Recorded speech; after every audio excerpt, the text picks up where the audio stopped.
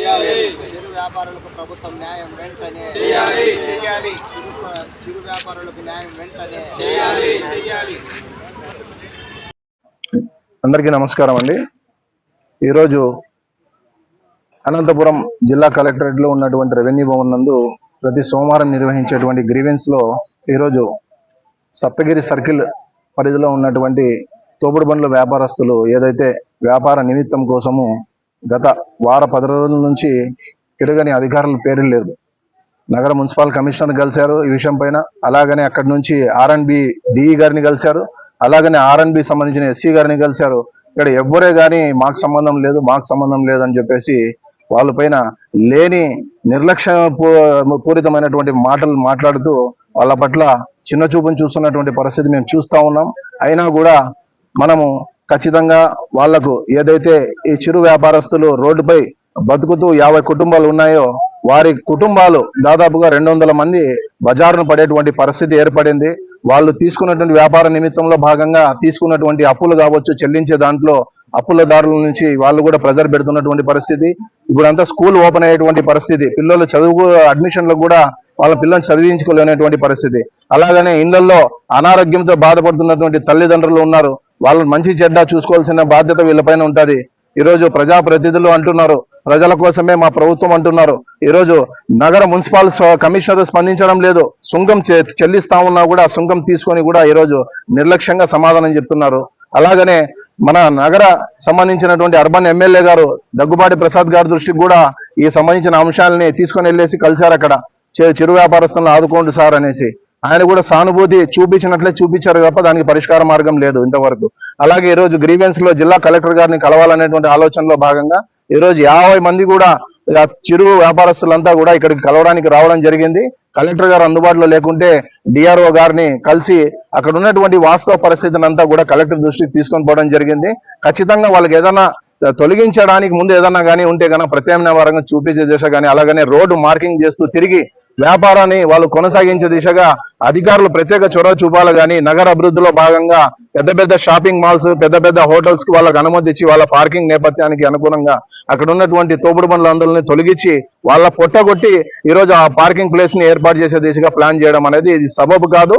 ఇలాగే ఉంటే కనుక ఖచ్చితంగా ఒక భవిష్యత్తు కార్యాచరణతో గట్టిగా బుద్ధి చెప్పే కార్యక్రమం అనేది చేపడతామనే విషయాన్ని తెలియజేసుకుంటూ త్వరగతిన వెంటనే ఈ యొక్క విషయం పైన ప్రజాప్రతినిధులు కానీ, ఎమ్మెల్యే గారు కానీ, కమిషనర్ కానీ, కలెక్టర్ గారు కానీ ఒక బాధ్యతాయుతంగా వీళ్ళపైన ఒక మానవతా దృక్పథంతో స్పందించి వీరి యొక్క వ్యాపారం కొనసాగించే దిశగా చర్యలు చేపడతారనేసి మేము కాంగ్రెస్ పార్టీ ద్వారా డిమాండ్ చేస్తా ఉన్నాం అనేసి తెలియజేస్తున్నాం. Thank you.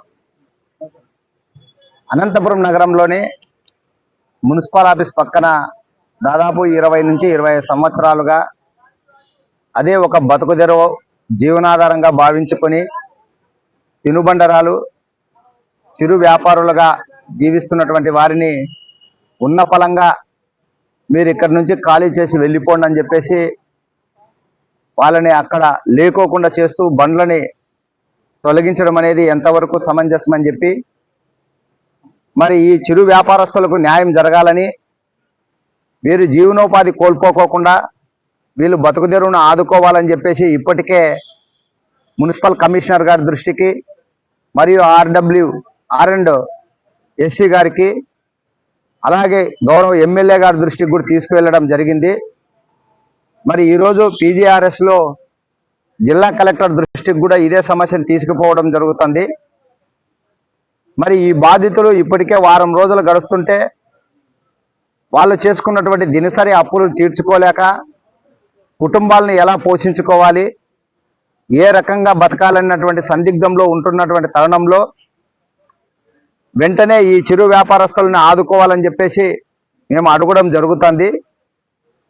మరి జిల్లా కలెక్టర్ గారైనా, ఎమ్మెల్యే గారైనా, మున్సిపల్ కమిషనర్ గారైనా ఒకటే గమనించాలి. మీరు ఈ మధ్య కాలంలోనే ఇక్కడ అంటే ప్రజా నాయకులుగా మారడమో లేకుంటే ఉన్నత అధికారులుగా ఉండడమో జరుగుతుంది. వీళ్ళు 20-25 సంవత్సరాలుగా అక్కడ బతుకుతున్నారు.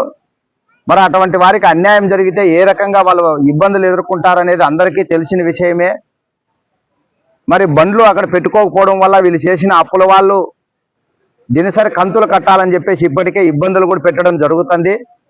మరి ఎవరికి చెప్పుకోవాలి వీళ్ళ బాధలు వీళ్ళ ఇబ్బందులు అని చెప్పేసి ఒకవైపు ప్రభుత్వ నాయకులకు మరోవైపు జిల్లా ఉన్నతాధికారులని మేము అడుగుతున్నాం. మరి ఎవరు వీళ్ళకి న్యాయం చేస్తారు, ఏ రకంగా వీళ్ళు బతకాలనేది ఒక ప్రశ్నార్థకంగా మారిపోతుంది. మరి అధికారులు నాయకులేమో చెప్పే విధంగా చూస్తే మీకు న్యాయం చేస్తాం, నిజంగానే మీరు చాలా కాలం నుంచి అక్కడ బతుకుతున్నారని చెప్పేసి సానుభూతి మాటలు మాట్లాడుతున్నారు తప్ప వీళ్ళకి ఎవరు న్యాయం చేసిందనేది కనిపించడం లేదు. మళ్ళీ వీళ్ళు కూడా అక్కడ ఈ 25 సంవత్సరాల కాలంగా ఊరికే బండ్లు పెట్టుకొని ఏం బతకలేదు. ప్రభుత్వానికి ఆదాయం చేకూర్చే విధంగా మున్సిపల్ అధికారులకి వాళ్ళు రోజువారీ పన్ను కూడా కట్టడం జరుగుతుంది. అంటే 10, 20, 50, 100 రూపాయల వరకు పన్ను కట్టే వాళ్ళు అక్కడ బండ్లు పెట్టుకొని జీవిస్తున్నారు. మరి వాళ్ళు పగులంతా అక్కడ ఏమన్నా ఉంటారా, లేదంటే ట్రాఫిక్కి ప్రజలకు ఏమన్నా ఇబ్బందికరంగా తయారైనారంటే అది లేదు.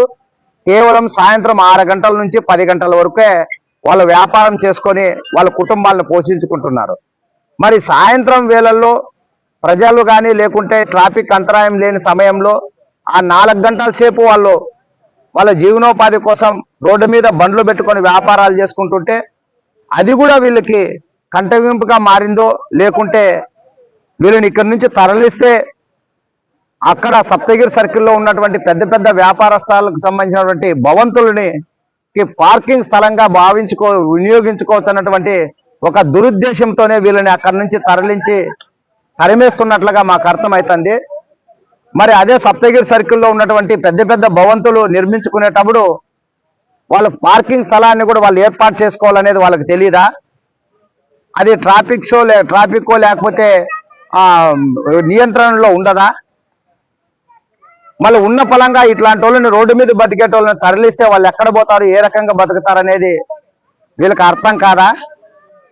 ఖచ్చితంగా 25 సంవత్సరాలుగా ఎవరైతే అక్కడ బండ్లు పెట్టుకొని జీవిస్తున్నారో వాళ్ళు యథావిధిగా బండ్లు పెట్టే విధంగా ప్రభుత్వము కానీ లేకుంటే అధికారులు కానీ వీళ్ళు తొందరగా నిర్ణయం తీసుకొని వాళ్ళకి అక్కడ బతకదెరువు కల్పించాలని చెప్పేసి మేము ఆ వ్యాపారస్తులకు అండగా నిలబడుతున్నాం.